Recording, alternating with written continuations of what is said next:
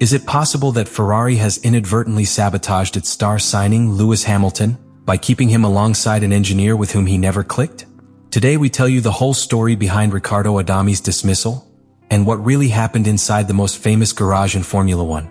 The problem was not only the adaptation of the car to his driving style, but how that adaptation was communicated and executed. This is where the true origin of the disaster begins to emerge, the relationship with Riccardo Adami, his career engineer. Adami was a veteran of the team with a detailed, methodical, but also rigid technical approach. For some pilots, that represents safety. For Hamilton, it was a barrier. In technical briefings, recurring disagreements arose. What Hamilton considered lack of rear axle sensitivity was interpreted by Adami as a simple matter of mechanical setup. Communication between the two became progressively harsher, and this carried over to the track. Radio conversations, instead of being a real-time adjustment tool, became a constant source of frustration. Hamilton asked for answers, Adami offered data. Hamilton needed interpretation, Adami delivered charts. It was a collision of languages. As if that were not enough, the start of the calendar did not help. On circuits like Melbourne and Shanghai, where aerodynamic compromise and traction are critical, Hamilton was uncomfortable, tense, erratic. Even when he had rhythm, he couldn't translate it into results. And meanwhile, Leclerc, who already knew all the nuances of the car, began to add podiums, further consolidating the feeling that Ferrari had bet everything on the wrong man. Internally, some in Maranello began to question whether they had made a strategic mistake. Not for hiring Hamilton, but for not also redesigning the ecosystem around him. They had signed a champion accustomed to building a race narrative in real time with his engineers, and they had inserted him into an environment where that narrative had no space. Ferrari was still thinking in terms of engineering. Hamilton needed a conversation. The disconnection became evident to the press as well. What began as subtle rumors about a bad atmosphere inside the Red Garage soon escalated to direct questions at press conferences. The tension could no longer be hidden. And the worst thing, the car began to reflect that emotional fracture. The SF25 stopped evolving. The improvements were not reaching the expected pace. Performance on the track was stagnating. And in Maranello, patience was beginning to wear thin. Because the real disaster wasn't just losing races. It was losing confidence in a project that had been presented as the last great opportunity to return glory to Ferrari and to close Hamilton's career at the top. In mid-January 2026, with the previous season already buried and the next in silent preparation within the wind tunnels of Maranello, Ferrari made public a move that, although it was presented as routine, hid a fracture that could no longer be concealed. Riccardo Adami, Lewis Hamilton's race engineer throughout 2025, was officially relocated within the Scuderia's technical structure. His new destination, the Ferrari Driver Academy and the test program with old cars. A prestigious role on paper, but harmless in practice. In reality, it was a diplomatic way of removing him without openly admitting failure. But why now? And why so? The key is to understand the way Ferrari operates historically. This is not a team that acts impulsively in front of the media. Their crises are resolved in private. Their changes, although drastic, are announced as simple transitions. That's how it was with Adami. But for those who followed the day-to-day life of the team, the message was clear. The technical duo between Hamilton and Adami never worked. And keeping her would have been a mistake he could no longer afford to repeat. The relationship between driver and engineer is one of the most intimate and strategic links in Formula One. It is a shared language, full of codes, intuitions, silences that say more than 1,000 facts. When that connection does not exist, everything collapses. And that's exactly what happened. The radio transmissions were constant evidence of a profound disagreement. While Hamilton sought references from the sensory, Adami responded from the purely technical. They didn't speak the same language. And worse still, they didn't seem willing to learn it. Ferrari's technical management, headed by Enrico Cardile and supervised by Frédéric Vasseur, carefully analyzed the internal data.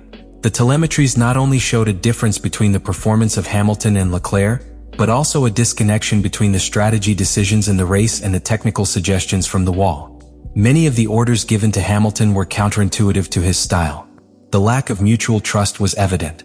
The team faced a dangerous dilemma: insist on a relationship that was not working or intervene before the Hamilton-Ferrari project became an irreversible failure. They opted for the second. But they did it the Ferrari way, without scandals, without drama, without urgent press conferences. Just a brief statement, published on a Monday morning in the middle of the European winter, when the world's attention was more focused on the launches of new cars. What Adami lost was not just his position. It was the trust of the sports management. Because even if he was technically impeccable and no one within the team questioned him in that aspect, he had not known how to build the emotional bridge that a driver like Hamilton needs to operate at his highest level. Ferrari understood that continuing with that formula was prolonging the agony. The decision was difficult, but absolutely necessary. And although the statement spoke of strategic reorganization, what really happened was an act of competitive survival. Because Ferrari didn't just need Hamilton to be faster. I needed him to trust again. Behind closed doors, the process of selecting his replacement began immediately. It was not enough to find a brilliant engineer. It had to be someone capable of understanding Hamilton's methodological approach, someone who had experience in high-pressure dynamics and who knew when to give an instruction, and when to simply listen. That change would mark the beginning of a new stage for Ferrari. But it also raised a disturbing question that resonated throughout the paddock. Had Ferrari lost an entire year by not making this adjustment sooner? Or was this the inevitable price of adapting a conservative and hierarchical Italian structure to the needs of a pilot who had been born in an environment where efficiency was religion? When Ferrari decided to separate Lewis Hamilton from Riccardo Adami, the news was not simply an internal market anecdote. It was a warning to the rest of the paddock. A clear message that something structural had to change if the Scuderia wanted to compete in 2026 with a solid foundation. Because the problem was not only the lack of podiums, not even Hamilton's 6th place in the World Championship. The problem was systemic. And Ferrari knew it. In modern Formula One, the difference between winning and losing is not defined solely by aerodynamic performance, engine power, or a well-executed pit stop. It is defined by the coherence between the different layers that make up a team. The car, the driver, the engineers, the strategists, the management. When one of those layers breaks, everything falls apart. And that was what Ferrari experienced in 2025. While Charles Leclerc was on the podium 7 times, Hamilton barely achieved consistent results. But the most revealing thing was not the statistics but the shapes.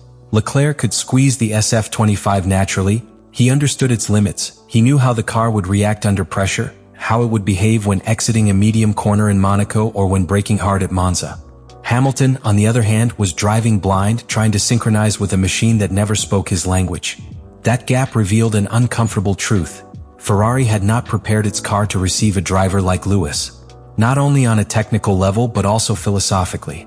For years, the Scuderia had built its cars under a development logic focused on a single driving style, Leclerc's. And although that worked with his home driver, it was not necessarily extrapolated to a figure like Hamilton, whose sensitivity, braking and rotation references were radically different. The car in theory had potential. But the lack of correlation between the simulator data and the sensations on the track that Hamilton reported became a constant problem.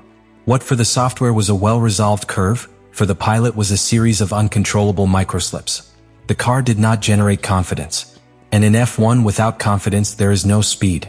Faced with this reality, Ferrari decided to go beyond the change of engineer.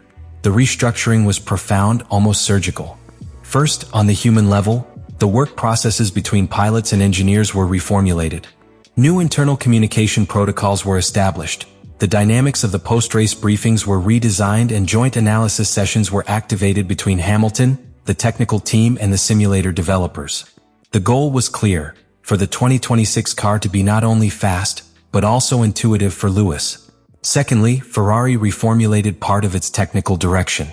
The figure of Diego Tondi, head of aerodynamics, took a greater role in the conceptual definition of the new SF26, a single-seater that had to be born with a different vocation, to adapt to 2 driving styles, not just one.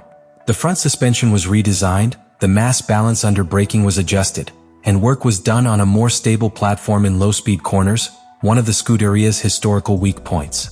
The dismissal of Riccardo Adami was not a minor decision. It was a turning point, a silent confession that something didn't work from day one. Because you can have the best driver, the best car, even the best data, but if the structure that unites them is fractured, success does not come. And in Formula One, that disconnection is not forgiven. It translates into tense, in positions, in defeats. The 2026 season will offer answers. It will be the year in which there will no longer be room for excuses.